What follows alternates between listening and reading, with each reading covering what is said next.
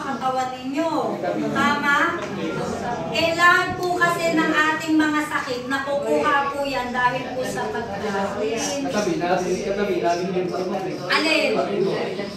Katabi yung kainan. Adaras ko nga, mapapaypay yun.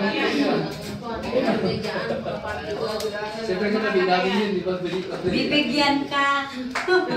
Totoo. Kasi sa totoo lang po, sa atin po kasi, no, ang sarap nga naman po talagang kumain. Alam nyo nga isa po sa pinaka-nakaka-amazing po na pagkain nyo po dito. No, yung isa sa gustong-gusto ko, pansit kabagan, tsaka batil patong. Sabi ko nga, no, isang order lang ng batil patong, sulit ka. Pwede na yung maghapon. Kasi, almusal mo yung pansit, ma'am. Tanghalian mo, kunin mo yung itlog. Pagdating ng gabi, kunin mo yung karne. Di po ba? Kaya na kung mapapansin nyo, panay lang kung wala na yung pansit. Hindi ko na siya nakikita talaga. Tapos dito kung ano-ano po yung nilalaro po ninyo. Sabi ko, bakit ganun pansit? Pero may calamares. Kasi sabi walang ganyan eh. Siyempre naninibago. Yung pansit may Shanghai. Pansit may siomai. Kasi sa amin, karne lang talaga. Tapos sa amin, ang kapag po kasi pansit, although special po sa amin yan, mas madami pa din po ang pansit kaysa sa karne. Sa inyo, hindi eh. Parang yung tipong kalahating pansit yung lulutuin, ang ilalagay na panlahok, 1/4. Napakadami. So dahil ang sarap-sarap nyo pong kumain, ganito yung nangyayari sa dugo po ninyo. Sabi po nung iba, panay gulay ako, ayoko nang kumain ng karne. Yun nga lang po, no.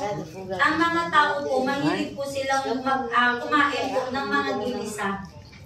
Siyempre, wala ka na ilalagay ng karne na sa gulay mo, di ba? So, lalagyan mo yan o igigisa mo yan sa sibuyas at bawang.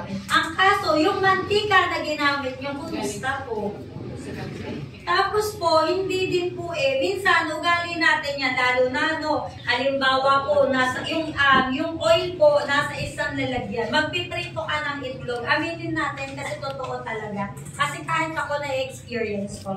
Minsan kasi, di ba, magpiprito ka, no, maglalagay kang mantika. Ngayon, napadami.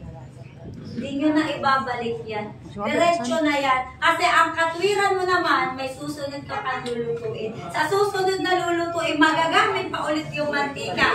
Tama? O ngayon, pagtanggal nyo o paghamon nyo nung itlog, sus ko, naliligo po sa mantika. Tapos kakainin ninyo. Vegetarian ka nga. At taas naman ang kolesterol nung nakain ninyo. No?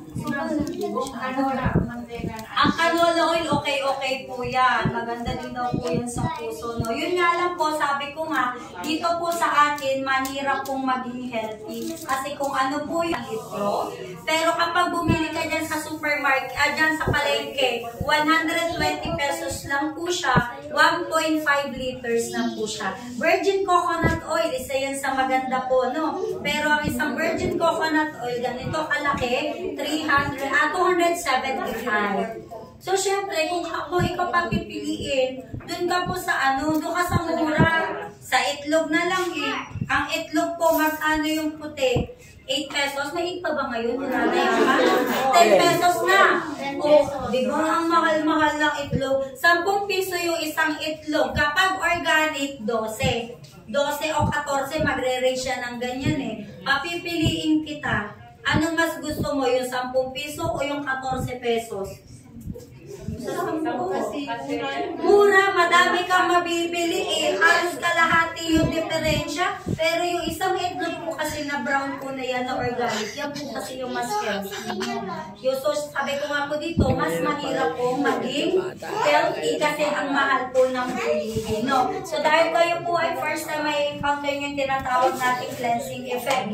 Sa cleansing effect po, ito yung paraan ng paglilinis po. May encounter nyo po ito during first to 10 days po. So, ang titingnan nyo po dyan, yung ihi po ninyo, mapapansin nyo magiging mas madilaw, mas papanghi po yung amoy po niya, tapos nagkakaroon po siya ng bula po, no? So, yung bula po na yan, excess glucose and excess ano lang din po natin yung purine, lalabas lang po siya sa paraan ng pag-ihi. Yung dumi ninyo magiging 2 o 3 beses sa loob po na isang araw, mas babaho, mas iitim, may kasama po siyang sebo po, no? So yung sebo po na yan, cholesterol po yan. Ang purpose po niyan, pababain po yung bad cholesterol natin. Bukod dyan yung pawis natin magiging malagkit, magiging palaututin at paladighalin din po tayo. Sa paraan ng pag-utot, pagdighay, tinatanggal niyo po yung gas sa inyong katawan, and also may encounter yung tinatawag nating improvement reaction.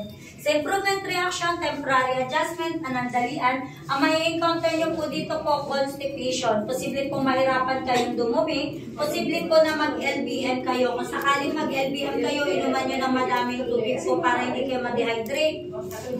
Posible din po na maka-encounter po kayo na maging antukin po kayo. Kung sakaling maging antukin kayo, may panahon kayo matulog, itulog po ninyo. Ano po? And also may possibility po na makaramdam po tayo ng pagduwal. Kung sakaling po ma-encounter nyo po itong pagduwal po na ito, normal lang po ito. No? Ang purpose niya, bawasan lang po yung acid sa katawan natin, and also makaramdam tayo ng pagkahilo at pananakit po ng ating katawan. Pag na-encounter nyo po, inuman nyo lang po tubig, magpahinga din kinabukasan, balik therapy po kayo. No?